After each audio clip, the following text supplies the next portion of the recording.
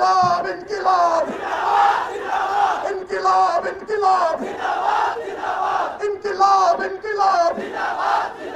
আসসালামু আলাইকুম। আমাদের বক্তব্য খুব পরিষ্কার, বাংলাদেশ 5ই আগস্টের অতীতে ফিরে যাবে না। বাংলাদেশে আওয়ামী লীগ ফিরে আসতে পারবে না। বাংলাদেশে দিল্লির দাসত্ব কায়েম হবে না। বাংলাদেশে কত সাংবাদিক সুশীলরা এদেশের আজাদীর লড়াইকে দিল্লির কাছে বেচে দিতে পারবে না।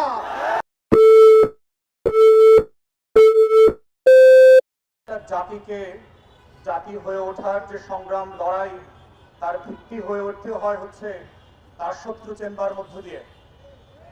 বাংলাদেশে আমার এই সোনার বাংলার সুশীল বুদ্ধিবেশারা গত 54 বছর এই জাতির সবচেয়ে ক্ষতিকর শত্রুকে বন্ধু আকারে আমাদের সামনে পরিচয় করিয়েছে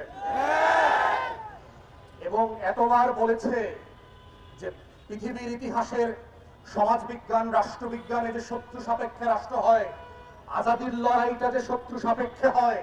প্রত্যেক রাষ্ট্রের নাগরিককে তার সময়ের ঐতিহাসিক পরম্পরার জগৎ শেঠ, উমিচাঁদ, রায়দুল্লভ, লেন্দুক দর্জিদেরকে যে পরিচয় করিয়ে দিতে হয়, জাতির যুবকদের সামনে খাসিদে বেগম আর মীর জাফরদেরকে প্রতি প্রজন্মের কাছে যেভাবে পরিচয় করিয়ে দিতে হয়, আমাদের দেশের বুদ্ধিবেশারা, গোলাম মিডিয়া এবং রাজনৈতিক দলগুলো দেশের সবচেয়ে ক্ষতিকর এলিমেন্ট গুলোকে জাতির তরুণদের সামনে বন্ধ রেখে গত 54টা বছর পেশ করেছে। এবং যেটা করবার মধ্য দিয়ে যেটা হয়েছে, আমার স্বাধীনতা, আমার সার্বভৌমত্ব, আমার জাতীয় স্বার্থ, আমার আত্মমর্যাদা বারবার ভুলুণ্ঠিত হয়েছে। রাজনৈতিক দলগুলো যেভাবে আমার হাসনাত ভাই বলে গেছে, এত পাইনলেস বোনলেস হয়েছে ক্ষমতার জন্য। ফকির মিসকিন বস্তির ছেলেমেয়েরা আজকে বড় বড় রাজনৈতিক দলের নেতা হয়েছে। ওর নাম পরিচয় নাই, ওদের শিক্ষা দীক্ষা নাই।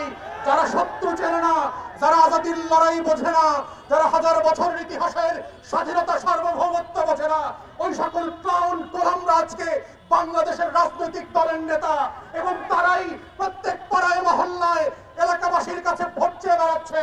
তারা আগামী সংসদটাকে কিভাবে আজাদীর সাথে বেইমানি করে, গণ অভ্যুত্থানের সাথে বেইমানি করে বাংলাদেশকে আবার নতুন করে দিল্লির কাছে বেচে দেবে, সেই নাটক মঞ্চস্থ চলছে। আমাদের বক্তব্য খুব পরিষ্কার, বাংলাদেশ 5ই আগস্টের অতীতে ফিরে যাবে না।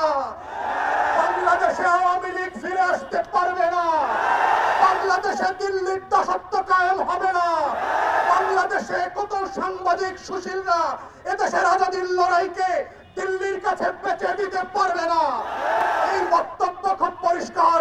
যারা বাংলাদেশের আনাচে কানাচে প্রান্তে ঘুরে বেড়ান নাই, যারা বাংলাদেশের অলিতে গলিতে টং দোকানে আজাদীর আকাঙ্ক্ষা বোঝেন না, যারা ওসমান হাদির নামটা পর্যন্ত সুন্দর করে উচ্চারণ করতে পারেন না, যারা ইনকিলাব মঞ্চের নাম শোনেন নাই, তারা আগামী দিনের বাংলাদেশে অপ্রাসঙ্গিক হয়ে যাবেন। এবং এটাই হচ্ছে আগামী দিনের রাজনীতির মূল তত্ত্ব কথা। এটাই হচ্ছে আজাদীর বাংলাদেশ, এটাই হচ্ছে বাংলাদেশ 2।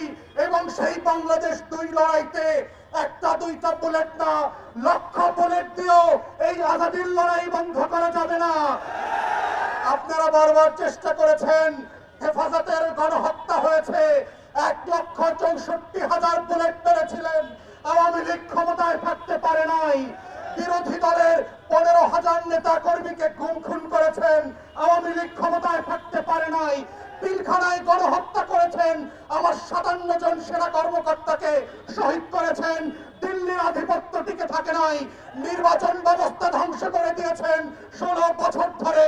গোলাম গণমাধ্যম দিয়ে বাংলাদেশের আজাদীর বিপক্ষে প্রত্যেক দিন তথ্য সন্ত্রাস করেছেন, আওয়ামী লীগ ক্ষমতায় থাকতে পারে নাই। পরিষ্কার বক্তব্য, বাংলাদেশের মাটির রং বোঝেন নাই, আজাদীর রং চেনেন নাই। ওটা আওয়ামী লীগের পতাকার রং না, ওটা লাল সবুজের রং। ওটার জন্য লক্ষ লক্ষ মানুষ জীবন দেওয়ার জন্য যেমন প্রস্তুত আছে, আগামী দিনেও থাকবে। অর্থাৎ শত্রুরা সাবধান, লক্ষ বুলেট প্রস্তুত রাখতে পারেন। আমরাও লাল সবুজের পতাকা বুকে পেঁচিয়ে দিয়ে বাংলার আনাচে কানাচে আমার স্বাধীনতা আজাদীর লড়াই চালিয়ে যাব।